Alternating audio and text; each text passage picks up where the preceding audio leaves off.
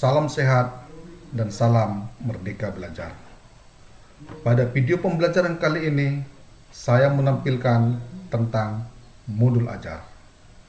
Modul ajar adalah sejumlah alat atau sarana, media, metode, petunjuk, dan pedoman yang dirancang secara sistematis dan menarik. Modul ajar merupakan implementasi dari tujuan pembelajaran, alur tujuan pembelajaran yang dikembangkan dari capaian pembelajaran dengan profil pelajar Pancasila sebagai sasaran.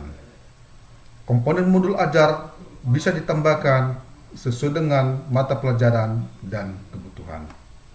Komponen modul ajar terbagi menjadi 3 bagian, yaitu informasi umum, kemudian komponen inti, dan lampiran. Pada bagian informasi umum, diantaranya yang pertama, identitas sekolah yang terdiri dari nama penyusun, jenjang sekolah SD, SMP, SMA, atau SMK, kemudian kelas, kemudian alokasi waktu, dan lain-lain. Kemudian yang kedua, kompetensi awal. Kompetensi awal adalah pengetahuan dan atau keterampilan yang perlu dimiliki siswa sebelum mempelajari topik tertentu. Kompetensi awal merupakan ukuran seberapa dalam modul ajar dirancang. Kemudian yang ketiga, profil pelajar Pancasila. Merupakan tujuan akhir dari suatu kegiatan pembelajaran yang berkaitan erat dengan pembentukan karakter peserta didik. Di dalam modul pembelajaran, profil pelajar Pancasila tidak harus mencantumkan seluruhnya, namun dapat memilih profil pelajar Pancasila yang sesuai dengan kegiatan pembelajaran dalam modul ajar. Sarana, kemudian yang keempat, sarana dan prasarana merupakan fasilitas dan bahan yang dibutuhkan untuk menunjang kegiatan pembelajaran. Sarana merujuk pada alat dan bahan yang digunakan, sementara prasarana di dalamnya termasuk materi dan sumber ajar lain yang relevan yang digunakan dalam kegiatan pembelajaran. Kemudian yang kelima, target peserta didik. Secara umum, target peserta didik dibagi menjadi 3, yaitu peserta didik tidak ada kesulitan dalam mencerna dan memahami materi ajar. Kemudian, peserta didik dengan kesulitan belajar memiliki gaya belajar yang terbatas, misalnya hanya dengan satu gaya dengan audio, memiliki kesulitan dengan bahasa dan pemahaman materi ajar, kurang percaya diri, dan kesulitan berkonsentrasi jangka panjang. Kemudian peserta didik dengan pencapaian tinggi mencerna dan memahami dengan cepat, mampu mencapai keterampilan berpikir. Kemudian yang keenam, model pembelajaran yang digunakan merupakan model atau kerangka pembelajaran yang memberikan gambaran sistematis pelaksanaan pembelajaran. Kemudian pada bagian komponen inti, yang pertama, capaian pembelajaran.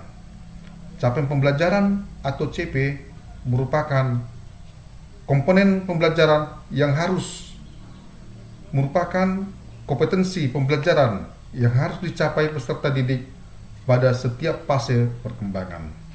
Capaian pembelajaran mencakup sekumpulan kompetensi dan lingkup materi yang disusun secara komprehensif dalam bentuk narasi. Kemudian yang ketiga, tujuan pembelajaran. Tujuan pembelajaran harus merumuskan hal-hal penting dari pembelajaran dan harus bisa diuji dengan berbagai bentuk asesmen sebagai bentuk dari unjuk pemahaman. Tujuan pembelajaran menentukan kapasitas belajar, sumber daya yang digunakan, kesulitan dengan keberagaman murid, dan metode asesmen yang digunakan. Kemudian yang keempat, alur tujuan pembelajaran. Alur tujuan pembelajaran atau ATP adalah rangkaian tujuan pembelajaran yang disusun secara sistematis dan logis di dalam fase pembelajaran untuk murid dan mencapai capaian pembelajaran tersebut. Alur tujuan pembelajaran menjadi panduan guru dan murid untuk mencapai capaian pembelajaran di akhir satu fase. Setiap poin dalam alur tujuan pembelajaran disusun secara kronologi berdasarkan urutan pembelajaran dari waktu ke waktu. Guru dapat menyusun alur tujuan pembelajaran dengan menyesuaikan konteks dan kebutuhan anak-anak di kelas yang diampu.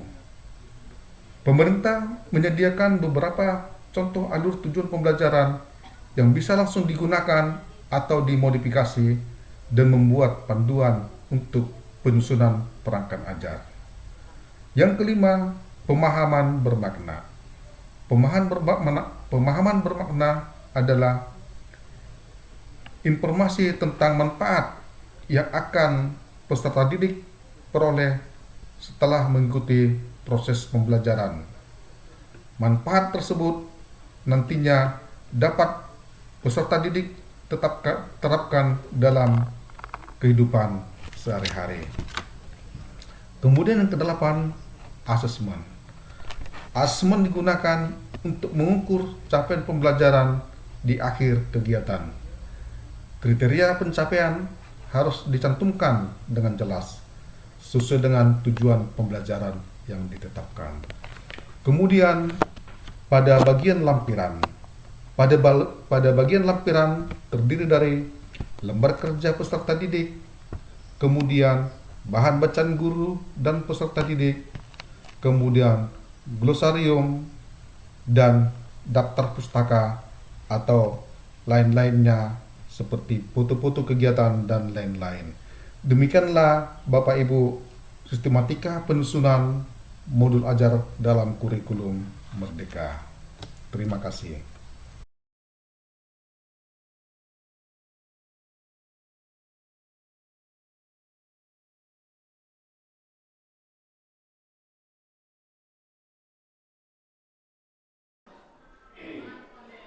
Saya Ibu Herlina Siregar. Saya telah mendapat arahan dalam penyusunan modul ajar pada kurikulum Merdeka Belajar dari pengawas kami, Dinas Pendidikan Bali G, Bapak Rudolf Siregar, SPD, MSI. Jadi setelah mendapat pengarahan dari Bapak itu, kami guru-guru di sini, termasuk juga saya, telah dapat menyusun modul ajar sesuai dengan yang disosialisasikan Bapak Rudolf Siregar kepada kami. Dan inilah modul ajar yang sudah saya coba untuk menyusunnya. Jadi terima kasih kepada Bapak pengawas kami. Mudah-mudahan kami mendapat pencerahan ke depannya lagi. Demikian dan terima kasih. Saya Jultesda Siahaan, mengajar di SMK Negeri 1 Bali G. Bidang studi yang saya ampu teknik kelistrikan. Saya sudah mendengarkan sosialisasi dari pengawas Bapak Rudolf Siregar yang telah memberikan sosialisasi kepada kami mengenai modul ajar, dan kami berterima kasih kepada Bapak Rudolf Siregar yang telah memberikan waktunya dan pikirannya kepada kami sehingga kami boleh memahami dan kami boleh dapat menyusun modul ajar dan dapat kami terapkan nanti modul ajar ini kepada siswa kami SMK Negeri 1 Bali G. Terima kasih kami ucapkan kepada pengawas. Terima kasih banyak.